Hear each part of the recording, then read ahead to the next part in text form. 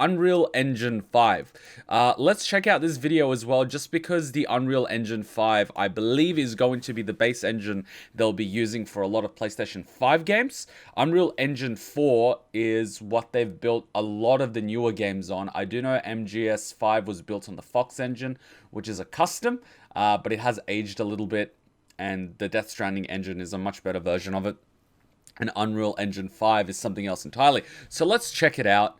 I know Unreal Engine 4 is something that a lot of people are using and a lot of the modern games are running on it, and it looks really nice. So I'm really curious to see what the Unreal Engine 5 is. It might be a completely redone engine, or it might be an upgraded version of Unreal Engine 4. So I'm curious. Unreal Engine 5 in a nutshell. Triangles. Well, triangles are used for just about everything. Like, have you seen the amount of triangles that they had in Tifa's boobs? Yeah, I'm not making a joke here. Like, 20% of the budget for Final Fantasy VII Remake went into Tifa's boobs. It's almost as bad as Nier Automata with 2B's ass. I kid you not. Like, the amount of particles in those two things, what the fuck? Don't get mad at me, ladies. It's true. The creators of video games spend a lot of time in front of computer screens. Can you blame them? Now, let's see. This should be the 2K video. We're streaming it in 1080p, but I'll be watching it in 2K. Epic Games. Please be good, Epic Games. Don't pull an EA on me.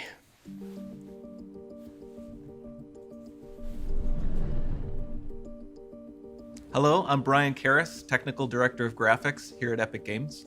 Hi, I'm Jerome Plateau, Art Director of the Special Project. I can't pronounce that. A few years ago, we got together as a team and brainstormed where we thought we could push forward the state-of-the-art in real-time graphics. There were two key areas that stood out. The first, dynamic global illumination. Beautiful bounce lighting instantaneously. I don't have to be constrained to do a game where the world has to be static, and I'm able to iterate a lot faster. And we call this new system Lumen. We're about to show you what it is capable of. But first, there was another area that we thought we could push forward, truly virtualized geometry. The artist wouldn't have to be concerned over poly counts, draw calls, or memory. We could directly use film quality assets and bring them straight into the engine. And that's a big deal for artists. I just want to be able to import my ZBrush model, my photogrammetry scan, my CAD data without wasting any time optimizing, creating LODs, or even lowering the quality to make it hit frame rate. In the end, that's what it's all about. Art that just works. And we call this new technology Nanite. Here is the future of Unreal Engine running live on a PlayStation 5. Awesome. Let's take a look at it. So you already have specs. This has to be the right way.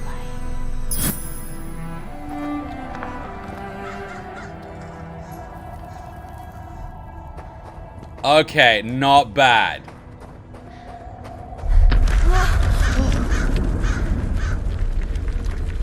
Holy shit, look at all the particles. Continue, let's stop a moment and take a look at some of the key features of this demo.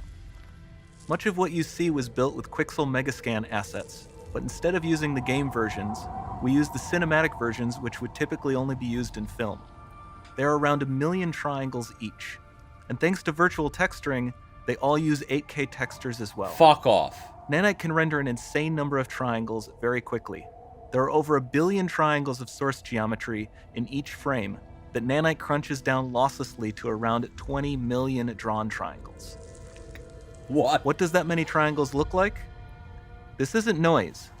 These are the triangles, each a different color. Most are so small that they look like noise. Nanite achieves detail down to the pixel, which means triangles are often the size of pixels. This amount of geometric detail requires shadows to be pixel accurate as well, and Nanite can do that too. Speaking of lighting, all of the lighting in this demo is completely dynamic, with the power of Lumen that even includes multi-bounce global illumination. No light maps, no baking here. Without GI, all of that beautiful lighting is gone. With Lumen enabled, we can move the light and the bounce changes instantly. Shit, that's pretty good. Okay, let's keep going. Wow.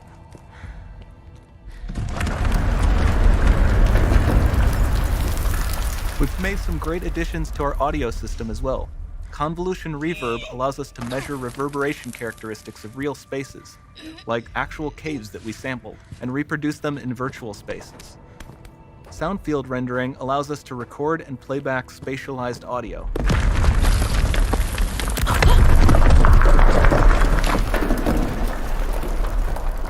All of this adds up to a more immersive experience. Clearly, I would not be able to make it through that crack.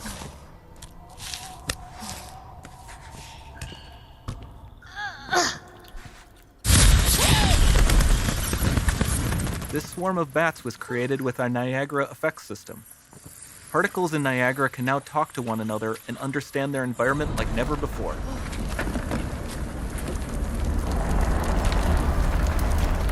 Did he say Viagra?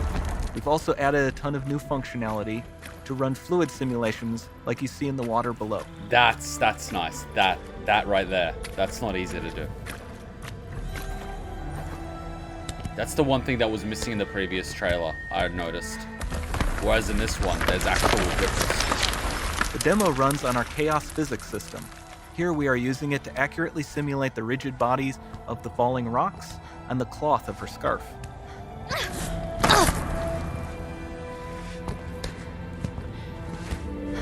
Imagine the calluses she would have to have on her hands to jump from rock to rock without her skin ripping.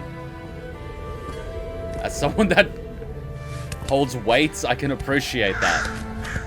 Now that the environment is so complex, we've needed to greatly improve our animation systems to adapt.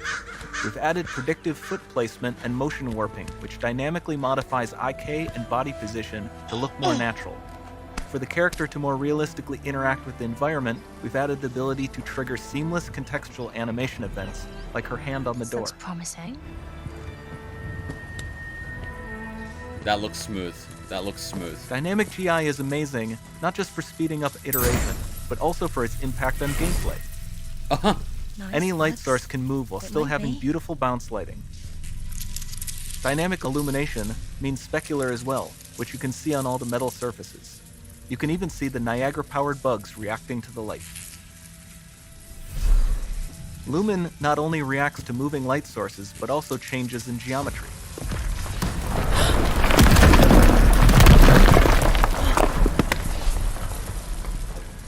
This place is falling apart. Remember we mentioned high poly assets? This statue was imported directly from ZBrush and is more than 33 million triangles. No baking of normal maps, no authored LODs. Alright, so what's the file size of the games then? And we can do more than a single statue. There are nearly 500 of that exact statue at the same detail level placed in this room, for a total of over 16 billion triangles from statues alone. What's the file size is the question. Over this entire demo, there are hundreds of billions of triangles. Man, like, that's a lot of Dorito chips.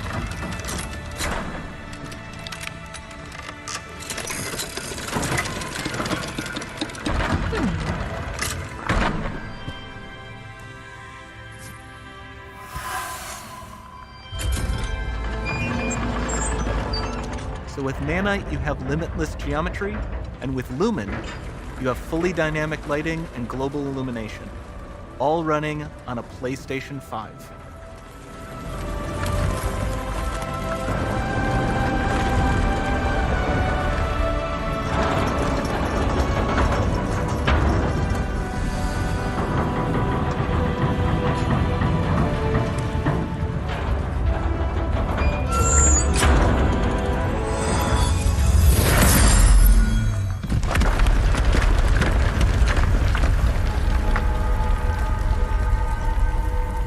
There's not much time left. And this doesn't need to be constrained to small rooms. It can stretch all the way to the horizon. Without losing any detail. Portal, it's open. Don't fail me now. Imagine if it does actually fail her, flat like a pancake.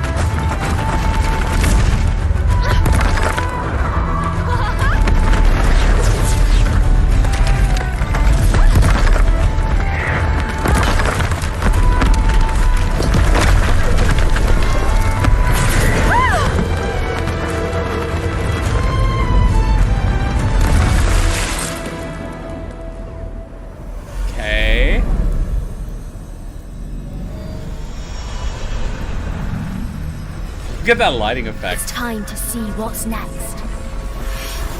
I like the blue lighting effect.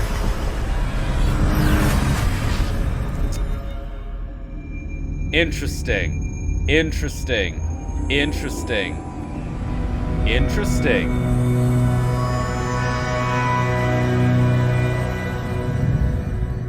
I know that the PlayStation 4 Pro can do 4K resolution for a lot of games, and I know a lot of the games weren't actually made for native 4K resolution, so you can boost them to 4K, but it's not 4K. And for a lot of the games that we play them in 1080p. You know, like Persona, I could boost that to 4K, but it's not going to make a huge difference as opposed to a game like this. So my real question is going to be, in which resolution is it going to run natively? Is it going to be 60 FPS in 4K? Or is it going to be like 8K, 60 FPS? At which point you're going to be going, where's my 144 FPS? So I just got in. What did I miss? Yeah, but the demo looked amazing. It would be a lot worse if it was using Unreal Engine 4 graphics at 60 FPS. The demo was 144p, so that was 2K. Well, I was watching it on 2K because this is a 2K monitor. I could download a 4K video, but it wouldn't make a difference because it's a 2K monitor.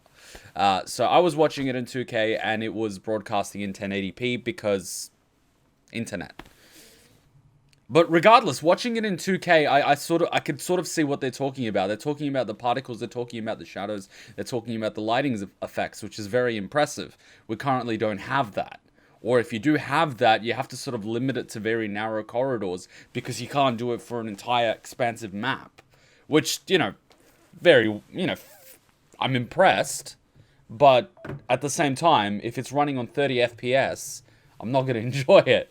And then comes the difficulty of, we've just built a computer system, which is very good. We can play games. But if you're playing it on a computer, you need a second computer in order to capture and stream it, which means you need a capture card that can capture it. Right now, our capture card is 1080p. It can't even capture a DisplayPort. So it has to be a HDMI. If we actually want to upgrade to 4K and 8K, we need to upgrade the capture card, which is like $500-$600 minimum. On top of that, you need to take into consideration the storage. If you're filming in 1080p, it's like, 5-6 gigabytes an hour. If you're filming in, 2K, you're looking at 4 times that? You're looking at maybe 20, 30 gigabytes an hour. If you're filming in 4K, do you have that 80 to 100 gigabytes an hour storage space? So the questions start piling up really quickly. What are you going to stream in? What are you going to film in? What are you going to edit in? What are you going to upload in? It's all fun and games until the price tags start coming out. I feel like gaming and streaming can get drastically more expensive with all those upgrades. Oh, unbelievably so. Even streaming now, it's not cheap. Like, you're looking at basically a $150 microphone. The setup here is like $200 minimum. The screen is a few $100. The computer is $2,500. The capture card is about $400. The PlayStation was like $350, $400. Like, it's not a cheap setup, but it's not cheap. The camera will set you back more than $100. And this was bought a few years ago, and it needs an upgrade because it can only do 60 FPS and 720p. If you want a 60 FPS 1080p camera, you're looking at like $150, $200. If you want a better camera with better lighting, you're looking at $200 plus minimum. Like, the cheapest camera I found that can do 1080p 60 FPS is $229. And it's good because it can integrate into OBS, which is the software we use. But a lot of the cameras don't integrate really well. So, these sort of things... Streaming is cheap? What? Do you know how many hard drives I have piled up on the side of the room? I've got like 10 hard drives. Oh my god, you can't. Oh my god, Hutchin, tell them about the hard drives. Come here. No, I don't have a makeup on. You don't have make. You're cute enough as it is. You're like a 6.5 out of 10. Just come here. Tell them about the hard drives. Tell them about. They won't believe me. How many? Just come here and tell them how many hard drives do we have.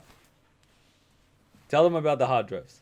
How many? How many hard drives do I have? I don't know, like this entire shelf is filled with his computer parts, hard drive, like video collection, video games. No, like... those are the collectibles on the top. I'm talking about like the hardware, like that one over there. Or those black boxes. Oh my god. Those are hard drives. How many are there? You have have like 10 that I can see. And that's the front, not counting the back. So like 20, 30. 20, 30 external hard drives. There you go. But my point is I need more room.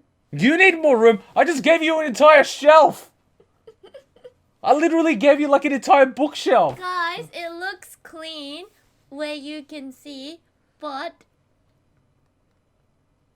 you don't know behind the bed and next to the bed. So messy. And Hutchin, you're giving me shit about my collector stuff. What about that thing up there? Should I show them that? What? That. Which one? Assassin? No, the Japanese thing. Yeah, exactly. Can I have some coffee, please? Like how blackmailing. It's not blackmail, it's a negotiation. No. Alright, we're having fun.